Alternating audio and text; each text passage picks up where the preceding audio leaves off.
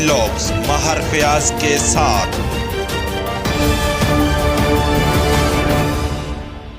अस्सलामुअलैकुम, मैं हूं महर फयाज और आप देख रहे हैं मेरा यूट्यूब चैनल महर व्लॉग। आज हम बात करेंगे मलेशिया वीज़ों के मतलब कि उनकी प्राइस कितनी है और कौन से वीज़े पर कितनी सैलरी आपको मलेशिया में मिलती है। सबसे पहले हम बात करेंगे कंस्ट्रक्शन वीज़े की, जो A2A है।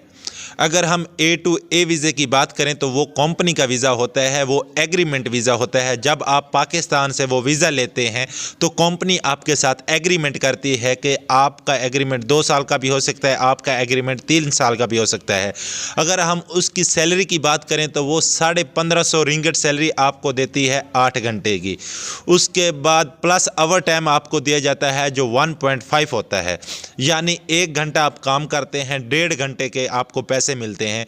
क्योंकि फिर अक्सर लोग कमेंट्स में पूछते हैं कि 1.5 क्या होता है, तो मैं इसलिए ये क्लियर कर दूं, जो 1.5 होता है वो ओवर टाइम मसलन 1.5 होता है। अगर आप 1 घंटा काम करते हैं तो आपको 1.5 घंटे के पैसे मिलते हैं। और इसके बाद कंपनी आपको रिहाइश देती है और उसके अलावा आपको ट्रांसपोर्ट देती है। और हम बात करें खाने की, तो खाना आपका अपना होता है, क्योंकि ज़्यादातर जो मलेशिया में जो कंपनी के वीज़े पर लोग जाते हैं वो ज़्यादातर कौनसियाँ दी जाती हैं उनको। अगर लोग पूछते हैं कौन सी क्या होती हैं, जैसे पाकिस्तान में कंटेनर मशहूर हैं, इसी तरह की कौनसियाँ होती हैं, यानी ये सेम ही कंटेनर जैसी होती है, उसके अंदर 1-2 पंखे लगे होते हैं। और एक कौनसी में, यानी एक कंटेनर में जो तकरीबन 20 फुट का होता है उसमें 6 से 7 लोग रहते हैं, और किसी जगह पर तो 8 से 10 लोग भी रहते हैं एक कंटेनर में।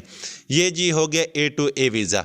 अगर हम बात करें A2B वीज़े की, तो A2B वीज़ा असल में होता इस तरह है कि वीज़ा कंपनी का होता है, लेकिन कंपनी आपको आज़ाद कर देती है। आपने हर साल अपना वीज़ा जो रिन्यू करवाना होता है वो कंपनी से करवाना होता है, लेकिन काम आप अपनी मर्ज़ी से करते हैं और रिहाइश भी आपकी अपनी मर्ज़ी से होती है। जहाँ पर आप का दिल करे वहाँ पर आप जाकर रह सकते हैं, वहाँ पर रूम ले सकते हैं, वहाँ पर आप काम कर सकते हैं जहाँ पर आपका दिल चाहे। लेकिन हर साल आपने कंपनी को जो पे करने होते हैं रिन्यू के लिए, वो तकरीबन 3800 रिंगिट होता है। और A2B वीज़ा होता है, यानी आप पाकिस्तान से कॉलिंग लेते हैं और फिर आप मलेशिया जाते हैं तो आपके 10 परमिट लगते हैं, यानी आप 10 साल तक लीगल तौर पर मलेशिया में रह सकते हैं। हर साल आपने जो है रिन्यू करवाना है अपना परमिट और आपने 4000 रिंगिट तक पे करना है। कोई एजेंट आपसे 3800 लेता है, कोई एजेंट आपसे 3700 लेता है, कोई एजेंट आपसे 4000 लेता है। लेकिन हम मेडिकल की बात करें तो मेडिकल जो होता है वो तकरीबन उसका जो फमीमा होता है वो 220 रिंगिट का बनता है। ठीक है जनाब, 220 रिंगिट का फमीमा बनता है, यानी आपका मेडिकल 220 रिंगिट में होता है। उसके अलावा आपने 3700 रिंगिट या 3500 रिंगिट या 3600 रिंगिट, ये एक कंफर्म फिगर नहीं होता, क्योंकि हर एजेंट मुख्तलिफ प्राइस लेता है वीज़ा रिन्यू की। क्योंकि अगर आप खुद कंपनी में जाकर देते हैं तो फिर आपको हर साल पता होगा कि आपने हर साल अपनी कंपनी को कितना पैसा पे करना है रिन्यू की मद में। ठीक है, ये A2B वीज़ा है। और इसमें अगर हम सैलरी की बात करें तो जनाब ये 9 रिंगिट से लेकर 10 रिंगिट तक जनरल वर्कर को जो कंपनियां पे करती हैं। यानी अगर हम बात करें 8 घंटे की, तो 8 घंटे का 80 रिंगिट आपको मिलता है, प्लस ओवर टाइम आपको मिलता है। और हम इस वीज़े की बात करें तो ये वीज़ा इस वक्त जो मौजूदा सूरत हाल है, इसमें जनाब ये तकरीबन 6.5 लाख से लेकर 7 लाख 7.5 लाख तक भी जो एजेंट हजरात हैं इसको सेल कर रहे हैं। और अगर हम बात करें A2A वीज़े की, यानी कंपनी के जो एग्रीमेंट वीज़ा है, वो तकरीबन 3.5 लाख से लेकर 5.5 लाख तक एजेंट उस वीज़े को सेल कर रहे हैं। ठीक है जनाब।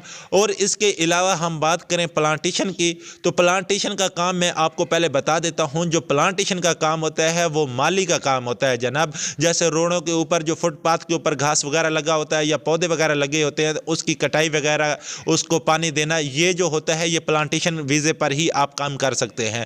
अगर हम इसकी भी सैलरी की बात करें तो ये भी तकरीबन 1550 रिंगिट आपको जो सैलरी दी जाती है। और इस वीज़े की प्राइस की बात करें तो ये वीज़ा जो होता है ये भी तकरीबन तकरीबन 3.5 लाख से लेकर 5.5 लाख 6 लाख तक भी हो सकता है। और इसके अलावा हम बात करें सर्विस सेक्टर की, तो जो लोग कहते हैं जनाब हमने 99 पर काम करना है, जो वहाँ पर ग्रोसरी स्टोर है, और अगर हम बात करें के की 7-Eleven की, तो ये तमाम किस्म के जो काम हैं ये जनाब सर्विस सेक्टर के वीज़े पर आते हैं। अगर इसकी भी सैलरी की बात करें तो ये भी सेम ही सैलरी है, इसका भी पैकेज बिल्कुल सेम ही है। इसमें भी आपको रिहाइश मिलती है, ट्रांसपोर्ट मिलती है, और जो खाना होता है आपका अपना होता है। लेकिन ये वीज़ा भी तकरीबन 4.5 लाख से लेकर 6 लाख की रेंज तक होता है। और इसमें अगर हम बात करें A to B visa service sector का, तो वो तकरीबन सेम कंस्ट्रक्शन के वीज़े तक उसकी प्राइस चली जाती है, यानी जो है 6.5 लाख से लेकर 7.5 लाख तक प्राइस चली जाती है। उसमें होता ये है कि आप फिर जो है ना आज़ाद काम करते हैं, कोई भी आप काम करना चाहते हैं सर्विस सेक्टर के हिसाब से, तो आप कहीं पर भी कर सकते हैं और कहीं पर भी अपनी रिहाइश ले सकते हैं, वहाँ पर आप अपना रूम भी ले सकते हैं। ये जनाब हो गया सर्विस सेक्टर का और उनकी प्राइस, और इसमें भी सैलरी सेम होती है।